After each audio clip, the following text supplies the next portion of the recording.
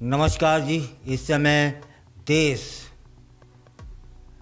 में वो घटनाएं हुई हैं जिन्होंने हर एक नागरिक की आंखों में आंसू ला दिए हैं।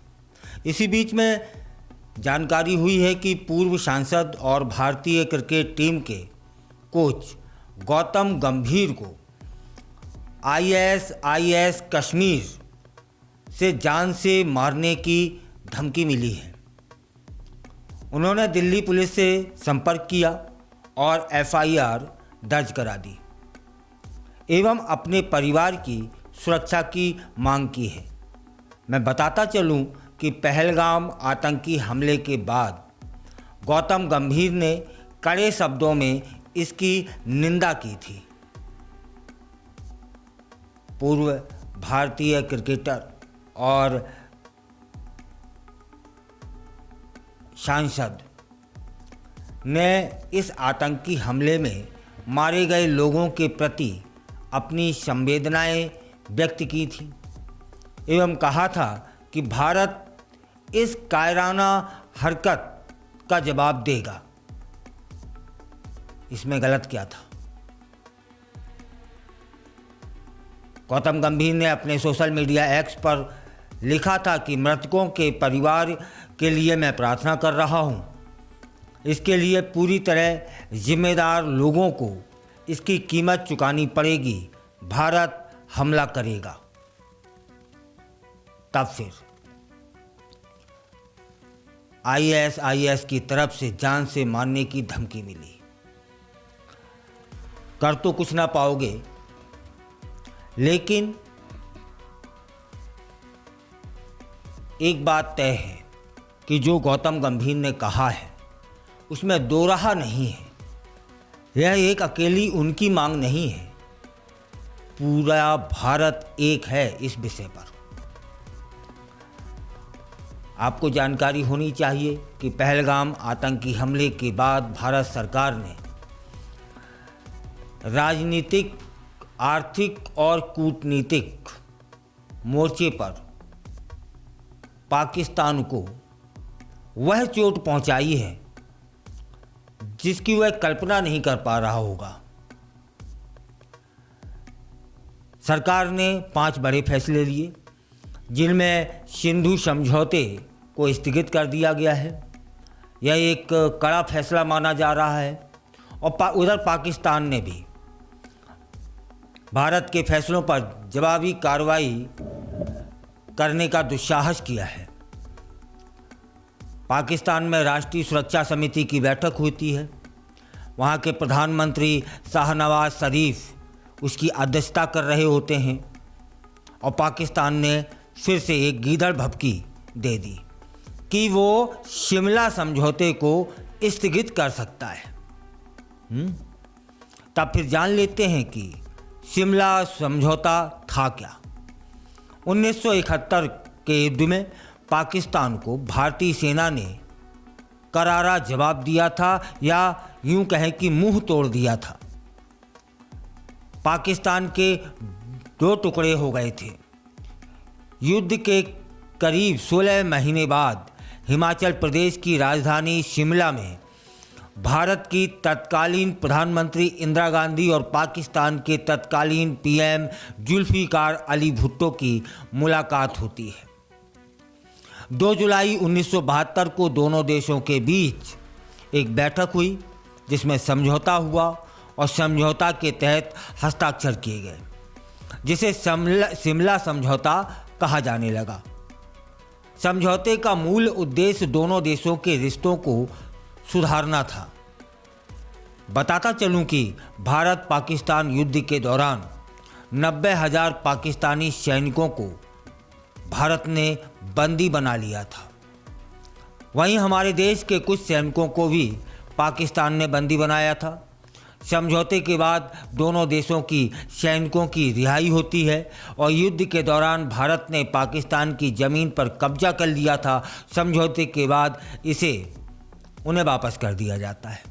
1971 का जब युद्ध समाप्ति होती है तब भारत और पाकिस्तान के बीच सीज फायर लाइन को लाइन ऑफ कंट्रोल के बीच बदल दिया जाता है। समझौते में यह भी तय होता है कि दोनों में से कोई भी देश इस रेखा को बदलने की कोशिश नहीं करेगा। पाकिस्तान ने बार बार उल्लंघन किया। शिमला समझौते का कई बार उल्लंघन किया उसके द्वारा हुआ। पड़ोसी मुल्क ने समझौते पर हस्ताक्षर करने के बावजूद कभी नहीं माना। पाकिस्तान हमेशा से कश्मीर मुद्दे को अंतर्राष्ट्रीय मंचों पर उठाता रहा। वहीं वो लगातार सीज फायर का उल्लंघन करता रहा। तब फिर समझौता था कहाँ? जिस पाकिस्तान ने कभी भी बल प्रयोग करने की बात कही थी, उसने 1999 में कारगिल में घुसपैठ की थी। हालांकि पाकिस्तान को उस बार भी मुंह की खानी पड़ी थी। पाकिस्तान ने बार बार उल्लंघन किया है। पाकिस्तान ने शिमला समझौते का कई बार उसे नज़रअंदाज किया है। आतंकी देश पाकिस्तान ने समझौते पर हस्ताक्षर करने के बाद भी कभी नहीं इसे स्वीकारा। पाकिस्तान हमेशा से कश्मीर मुद्दे को अंतर्राष्ट्रीय मंचों पर उठाता रहा। वहीं वो लगातार सीज फायर का उल्लंघन करता रहा। और जिस पाकिस्तान ने कभी भी उन नियमों का पालन नहीं किया, अब वो कह रहा है कि शिमला समझौता खत्म कर देंगे। तब फिर उससे पूछा जाए तुमने माना कब था?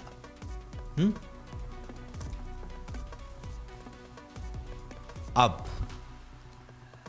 यह बात यह उठती है कि पानी से वह तिलमिला गया है, क्योंकि 80% किसान पाकिस्तान के इसी पानी से पल रहे थे। तब यह गीदड़ धमकियां देना उसने शुरू कर दी हैं। अब जान लेते हैं कि जल सिंधु समझौता क्या था। साल 1960 में भारत के प्रधानमंत्री जवाहरलाल नेहरू और पाकिस्तान के प्रधानमंत्री राष्ट्रपति अयूब खान के बीच में एक समझौता होता है। समझौते में सिंधु बेसिन से बहने वाली 6 नदियों को पूर्वी और पश्चिमी हिस्से में बांट दिया गया था। पूर्वी हिस्से की नदियां, जिनमें रावी, ब्यास और सतलुज के पानी पर भारत का पूरा अधिकार है। वहीं पश्चिम हिस्से की नदियों, जिनमें सिंधु, चिनाब और झेलम का 20% पानी भारत रोक सकता है। 65 साल बाद भारत ने इस समझौते को स्थगित करने की घोषणा कर दी है। क्यों?